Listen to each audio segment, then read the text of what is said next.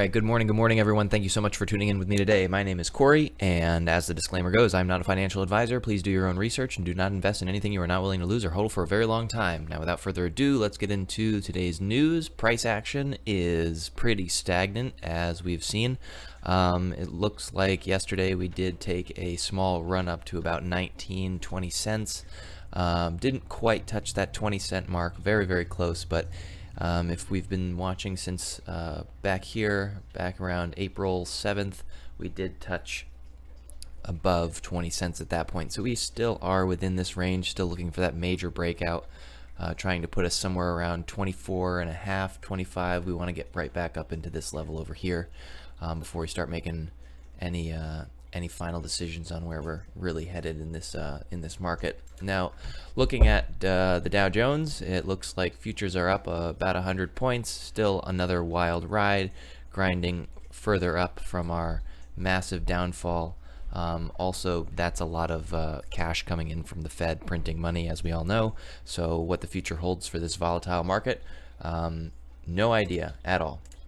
So first thing that I want to show is happy Earth Day, everybody. I did take a day off from doing a video yesterday, and I have been spending a lot of time doing some fun activities with the kids and trying to stay off of the news for a little while.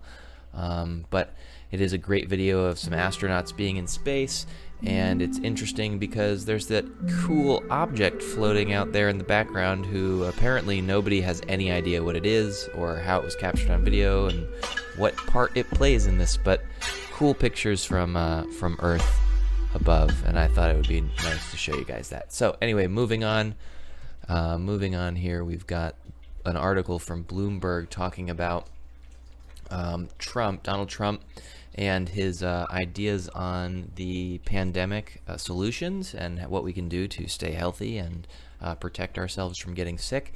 And Trump decided that he thought that using isopropyl alcohol and bleach all over the body and inhaling it or injecting it would help to help clean out your system. Now, I just want everybody to know that that's really dumb. Please don't do that.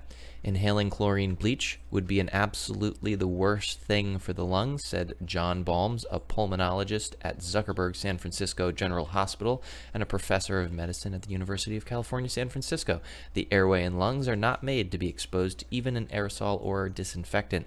Not even a low dilution of bleach or isopropyl alcohol is safe, Balmes said in a telephone interview. It's a totally ridiculous concept. So if any of you don't believe me, because I'm not a professional on the website, you can believe a professional doctor to tell you not to inhale or drink isopropyl alcohol or bleach to keep you safe in these times.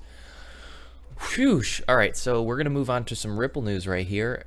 So hashtag RippleNet is eliminating the hassles and establishing cost-effective measures to remit money into China. Recently, RippleNet member NIUM partnered with GeoSwift is set for real-time remittances applicable to 14 major banks within 48 hours for 50 other banks. So Ripple continuing to expand its infrastructure among members and show that they are capable of moving money quickly and easily, always bringing new members onto the platform and helping people out in order to move that money.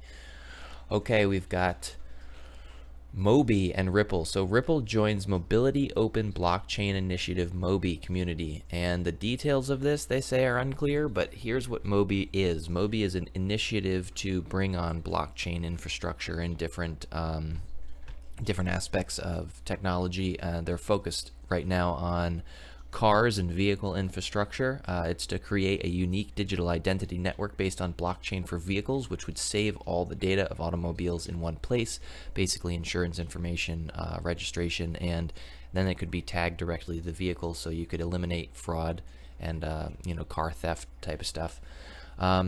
Moby is also focusing on two primary protocols to make vehicle infrastructure as well as transaction secure, which are namely vehicle-to-infrastructure, V2I, and vehicle-to-vehicle, V2V, payments and communications. And this is where Ripple's XRP Ledger technology can play a role to ensure that these transactions are secure and instant.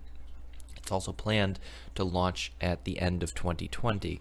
Now, I've heard a couple of people talk about this, and it's kind of like if there are 4 people that arrive at a stop sign at the same time and you're in a rush, your vehicle could basically use XRP to pay the other vehicles to allow you to go first. So that's going to be pretty interesting. It's going to be machines kind of interacting with machines, but with a human addition. So you can kind of say, no, I want to go first. Maybe push that button, and then the payment goes to the other cars to pause while you get to go. Or maybe you're sitting in traffic and you're late for work, and you can, pay everybody in front of you to move over, something like that. Former Ripple founder, massive XRP transfer. So we've got Jed McCaleb has transferred 63,704,590 XRP into his wallet. Jed McCaleb has been, as a founder of Ripple, he has a significant holdings in XRP, and he has been asked to release those accordingly over time as not to scare the market, dump on the market, cause a panic. So whenever you see him moving XRP from his escrowed wallet into his actual wallet, people think that he's about to dump a bunch of money out of the market and that the price may go down. So that is the common thought right now, that there's going to be 63,700,000 XRP pretty much just dumped on the market. How that would affect it, I don't know. I will be there to buy them all up if the price drops to a significant amount. All right, moving on, we've got @ConstantBenny right here. Just discovered a new feature for the XRP tip bot, Zoom Withdrawals. Quick click button page. The Zoom account that We'd Say Wind has now released, allowing you to pretty much use XRP as a traditional banking app. Now allows you to withdraw your XRP from your XRP tip bot and move it into your Zoom app, which is awesome. So that interoperability even between the apps amongst XRP's institution, they're still trying to kind of put those together as well. So it's great to see another form of integration between these apps moving forward. So central banks should issue a digital version of cash to prevent the privatization of money and trust in the monetary system disappearing. Basically, this guy is going on saying that banks should come up with CBDCs in order to stop the crisis of fiat disappearing, basically, and we know that that's coming. I just wanted to show this quote to reiterate that we already know XRP is still the most promising cryptocurrency in the world. So keep an eye out. The more CBDCs, more articles saying that fiat is dead, more things saying that crypto is king, and that XRP is going to be taking the reins here. U.S. Mnuchin considers lending program for struggling oil companies. So there is a bill going through the works to supply money to struggling oil companies that have lost money over time and are not able to keep up. Well, I think that this is BS, and that we shouldn't be spending all of or creating money out of thin air based on the future work of American citizens, tax dollars, to bail out the very people that we are trying to fix. Like we're trying to create a more environmentally friendly place to live in, and now we're trying to bankrupt ourselves by giving all the money that we have to oil companies to keep running and polluting the environment. So I don't know if that makes any sense, and I'm not sure that I want my future children's tax dollars to be taken from them right now and given to oil companies. So just a feeling I have on it, and just an article I thought you all should see to form your own opinions. Now, if anybody has any questions or comments, you should please subscribe and like the videos, and comment in the comment section below anything that you want me to bring up or maybe I've missed. Let me know and I will cover it in these videos. Digital payments platform InstaRem launches cash payout option in the Philippines. Now we know InstaRem is a partner with Ripple, and they are offering cash payout options. So now you can take that app and go to their local bank and get cash for the cash that they have on their app, which is cool. Great adoption, and great way to transition between fiat and crypto at the same time. XRP's got a new liquidity solution, and that is the Solo token. Now, we've talked about this a couple of times on this channel. Sologenic CEO Bob Ross revealed that there would be a liquidity solution for Solo and XRP. Basically, the article it's very short, but he is saying that XRP is now on Sologenic, and Solo can be traded via the XRP-based app Sum. So you can trade some via these.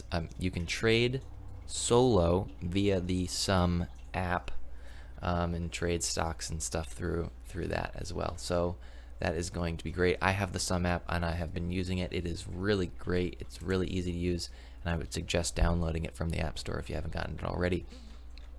China releases CBDC test center candidates, McDonald's and Starbucks included. So we have been talking quite a lot about China and their CBDCs and what they're going to be using for them and how that's going to affect the global economy in terms of fiat money. Well, it now looks like they are partnering with several major corporations in order to get their CBDC more mainstream. So it looks like those couple companies that we know of are McDonald's, Starbucks, and Subway. However, there is another 19 institutions, it looks like, in total going to be hopping onto this. So, not even out yet, and already adoption all across the board. So that is something to definitely watch out for. Okay, Backed. Backed has been out since January of November of last year. Backed's been out for quite a long time at this point. But its new CEO steps down after only 4 months. So Mike Blandina, former PayPal and Google veteran, stepping down from his role as the CEO of digital assets company Backed after only 4 months on the job. Now, people move around in these positions all the time, so it's not necessarily a bad thing. They have already replaced the CEO. It's going to be David Clifton, and the CEO, Blandina, prior, is now moving to JP Morgan Chase. So whatever his role is at Backed is probably finished, and he is requested elsewhere to do something of the similar thing. At Chase, we know Chase has developed their own cryptocurrency. So not too much big news. This is going to be an article that is passed around the different websites over and over and over. So it does look like there isn't anything detrimental coming out of this. It is just moving CEOs around. They do have another replacement, and he is going to a place that is what we know using crypto. So YouTube responds to the Ripple lawsuit. So as we know, Ripple has sued YouTube for not diligently removing all of these scams, even though they have complete control over their network, and they've been shutting down other crypto channels that are doing crypto news, but yet they're keeping up these scams that are saying that you can receive XRP if you send XRP. But that's common sense. I mean, if you send somebody $1 because they asked you to send them $1, but they're going to give you $5 back, that doesn't make any sense. No one's going to say, hey, give me $1 and I'll give you $5. Like, it just doesn't make sense at all. So basically YouTube is saying that they don't like to take deliberate action, but they do take down millions of videos all the time. However, the article isn't very long. There isn't much news about it, and I don't think that is a good enough excuse for Brad Garlinghouse to hear, especially after the community has looked up 8.5 million XRP to known fake airdrops and YouTube giveaway scams. So that's a significant amount of money, and if you're betting on the true value of XRP in the future, that could be like, $8.5 trillion that just disappeared and into thin air from these scams that YouTube decided not to do anything about. So continued action I would love to see, and maybe we'll even see this kind of thing in the news. Maybe we'll get some mainstream news coverage because of the lawsuit, because YouTube is such a big platform and millions of people use it, but who knows? I would love to see it on the television, though.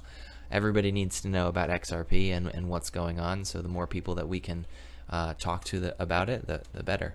The last thing that I want to go over today is a quote from Buddha, tweeted out by Reborn at REB0RN13.